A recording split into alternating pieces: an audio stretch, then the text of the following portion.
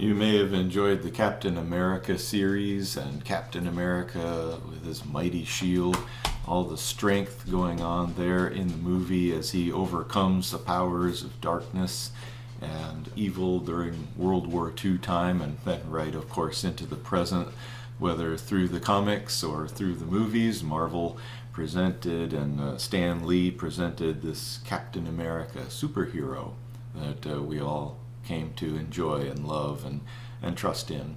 But you probably remember that Steve Rogers started out as a very weak little person that didn't even qualify for the Army during and draft during World War II. He started out very weak and humble, but he was the perfect one to receive the extra strength and then carry out his mission without pride.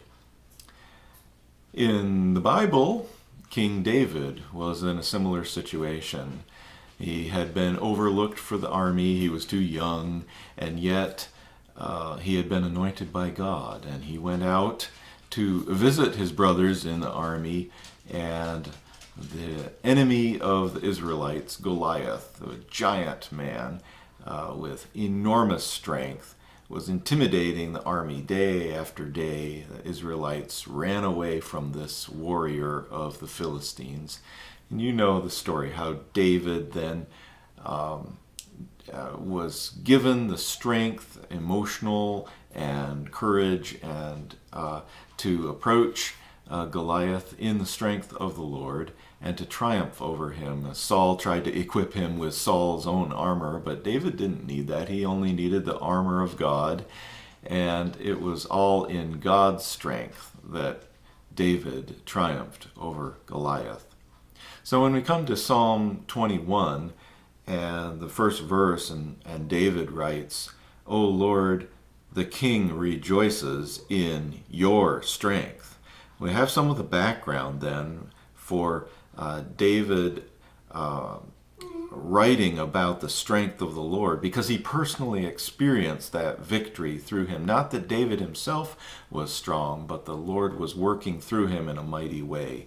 How great is his joy in the victories you give. And so David points the way toward the Lord and his victory. In our context, in our day, we need strength, of course, physical strength, but we also need courage and strength in the Lord to be good witnesses. And part of what David was doing in those days was a great witness to the world, the Gentile world, of the power and strength of the Lord. Acts 1:8 tells us that we will, or the disciples of Christ, those who follow him, will receive power on high, and you will be my witnesses. We also need that witness strength, not to defeat the enemies of America or to throw the mighty shield, but for witness. You need power, and God promises you that power, not in your own strength, but in his power and in the power of the Holy Spirit. The challenge of this, of course, is that we must die to self.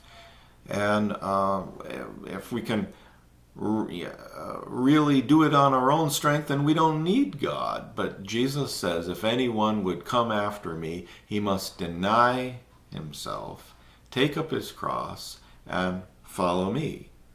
For everyone who wants to save his life will lose it, but whoever loses his life for me and the gospel will save it.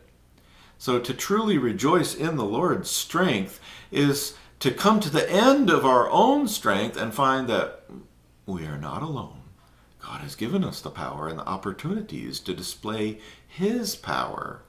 To find that God has been waiting all along for us to surrender, to be available to him, and find that, yes, God's grace is sufficient for these seemingly impossible tasks that we find.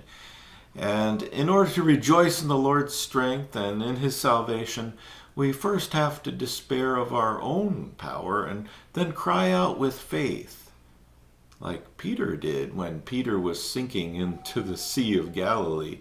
"Lord, save me." He had been walking on the waves, not in his own strength, but of course in the Lord's strength. But he began to sink, and immediately he prayed a prayer of desperation. Lord, save me. And Jesus reached out his hand immediately and lifted Peter out of the waves. Those who have been caught up from the wet waves of despair and of sinking also know the strength and the wonder and the power and the salvation of the Lord, and are best prepared to be witnesses in our world. God bless you today in the Lord's strength.